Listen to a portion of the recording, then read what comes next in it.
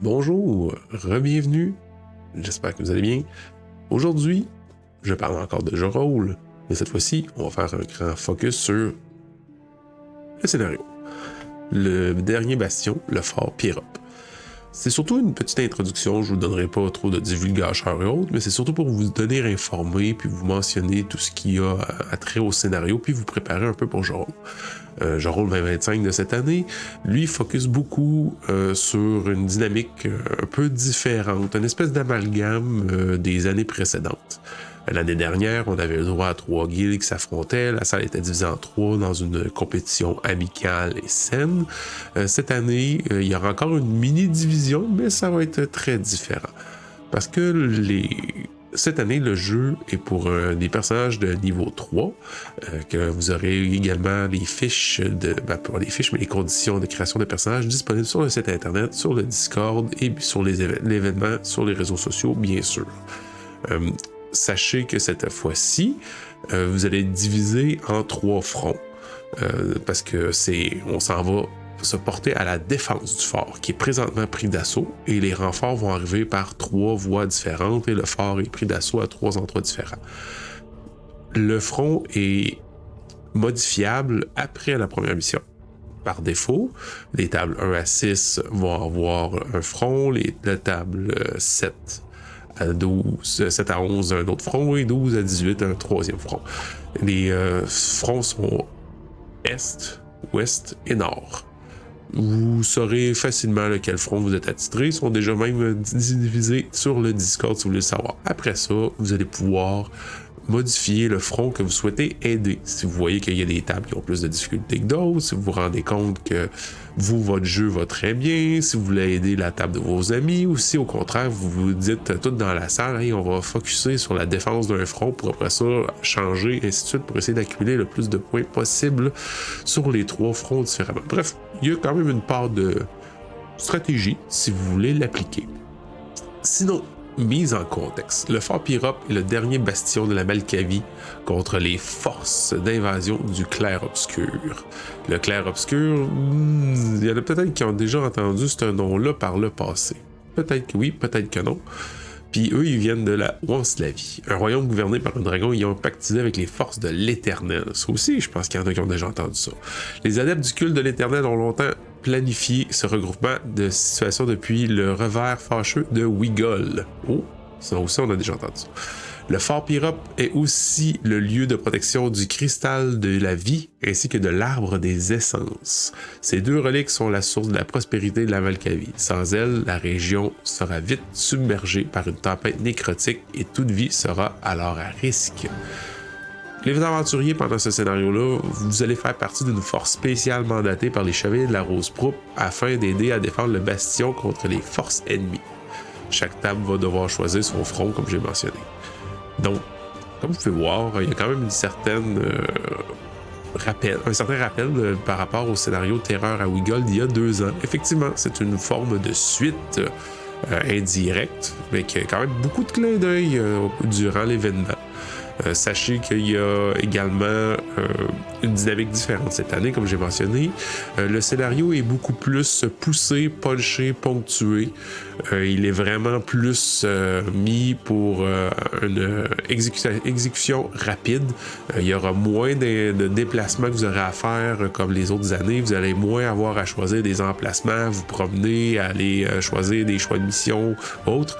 La dynamique cette année est différente, c'est que les maîtres de jeu ont des scénarios qui peuvent eux-mêmes ajuster et adapter selon leurs préférences ou selon votre groupe aussi. Donc, ça va être un peu différent. On essaie une formule un peu plus inspirée du coup percuté et punché de la première édition, avec un petit peu d'ajout de la deuxième, puis quelques apprentissages de la troisième. Bref, cette année, comparativement à l'année dernière, je ne vous conseille pas de faire un personnage qui est 100% roleplay. Je ne dis pas de ne pas faire de personnage qui n'a aucun roleplay, aucune capacité sociale ou autre. Ça, c'est à votre goût et votre désir. Il y a toujours des possibilités d'utiliser quelque chose. Mais je veux juste vous dire que ce ne sera pas comme l'année passée, qu'il y avait des scénarios qui pouvaient être résolus à 100% de manière pacifique. Cette année, c'est plus un peu plus dans l'action puis dans le percutant. Donc, je vous conseille de vous orienter dans cette direction-là. Ensuite, je rappelle aussi que dans les épiques, il y a des règles spéciales. Je vais vous les nommer maintenant, comme ça va vous permettre de plus les comprendre lors du début du scénario. Chaque personnage débute avec un point héroïque. Un point héroïque, c'est un D6 qui peut être utilisé pour un jet d'attaque, de sauvegarde ou d'habileté. Vous avez le droit juste à un seul point héroïque qui peut être utilisé par joueur. Un point héroïque aussi peut être utilisé pour tourner un échec en succès lors d'un jet de sauvegarde contre la mort, ou pour annuler un effet négatif de l'environnement ou du scénario. Seulement une fois par contre.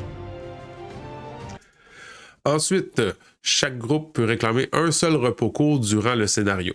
Pour la temporalité, plutôt que le repos court dure 1 heure, nous allons avoir des repos courts de 10 minutes, sauf que le 10 minutes, lui, il est réel.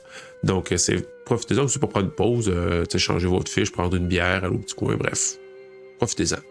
Vous allez devoir choisir un représentant par table. C'est lui qui va aller à la table du commandant pour donner vos rapports de mission et mentionner les objectifs atteints pour désigner. Puis aussi, à la fin, si jamais vous êtes capable d'avoir comme la mission bonus, avec des guillemets, des grosses guillemets, parce qu'il n'y a pas nécessairement bonus, il va y avoir un seul représentant qui ira sur le champ de bataille lors de la finale.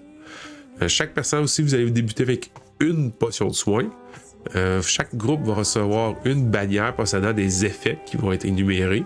Et vous avez bien sûr une pierre de communication par escouade pour vous permettre de recevoir les ordres. Parce que vous allez être quand même sur le front où vous déplacez beaucoup. Donc, cette année, l'objectif, ça va être d'obtenir des points de défense sur les 3 fronts différents. Sachez qu'il n'y a pas de compétitivité cette fois-ci, c'est que jusque chaque front, il y a des seuils à atteindre puis des degrés de réussite. Plus les 3 fronts vont réussir, meilleure sera la finale. Donc, c'est quand même bien que tous les points soient équilibrés. Sachez que les échelles peuvent aller quand même assez élevées. Ça peut aller jusqu'à 120 points de défense par front, puis même si vous dépassez 120, il y a des effets aussi ensuite. Est-ce que les effets de dépasser 120 compensent un front qui soit un petit peu moins fort? Peut-être que oui, peut-être que non, ça va être à vous de prendre la chance. Cette année aussi, il y a des bénédictions, il y a certaines quêtes qui vont vous donner ce qu'on appelle des bénédictions, des boons en anglais, que vous allez pouvoir remettre aux autres tables. Vous allez choisir lequel, vous allez avoir 2 choix, parfois que vous allez en gagner un, vous allez devoir cocher lequel vous choisissez et à quelle table vous l'offrez.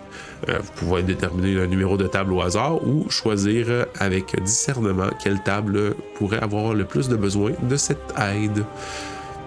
Sachez aussi que le chrono va être un peu plus important cette année. Les autres années, il y avait un chrono plus global. Cette fois-ci, il y a des événements un peu plus ponctuels et punchés. Donc, soyez vigilants du temps qui passe. Aussi, sachez que cette année, le scénario est un peu plus difficile par moment. Donc, la mort d'un personnage peut survenir. Par contre, il y a plusieurs options par rapport à ça. Il y a des services d'incantation de sorts qui sont disponibles en échange des points de défense que vous avez accumulés à votre table. Vous pouvez les utiliser pour soit des soins ou même peut-être rappeler à la vie un allié. Sachez que les points que vous utilisez ainsi que vous avez gagnés à votre table ne vont pas être déduits du total. Donc, ça peut valoir la peine de penser à les utiliser à travers votre bannière. Sinon, si jamais votre personnage décède complètement, sachez que le MJ a en main des outils qui vont faire que votre personnage va peut-être mystérieusement ne pas être mort, mais avoir une marque ou quelque chose. Vous savez, il y en a qui l'avaient peut-être reçu il y a 2 ans. Ça va être à suivre. Donc, sur ce, je vous souhaite une bonne journée et j'espère que nous allons bientôt vous voir au Fort Pirop et que vous allez vous amuser avec nous. Bonne journée.